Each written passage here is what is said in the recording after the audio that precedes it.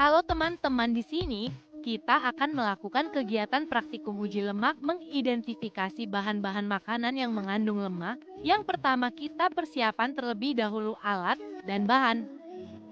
1 piring plastik 1 buah, 2 pipet 2 buah, 3 kertas coklat sampul buku, 4 lampu senter 1 buah, 5 lilin 1 buah, 6 sendok 1 buah, 7 kemiri 2 butir, 8 margarin 1 sendok, 9 wortel 1 buah, 10 seledri 1 tangkai, 11 biji jagung kering 1 genggam, 12 singkong kering 1 iris, 13 kacang tanah, 14 pepaya 1 potong, 15 santan, 16 minyak goreng, 17 susu, 18 air 5 ml.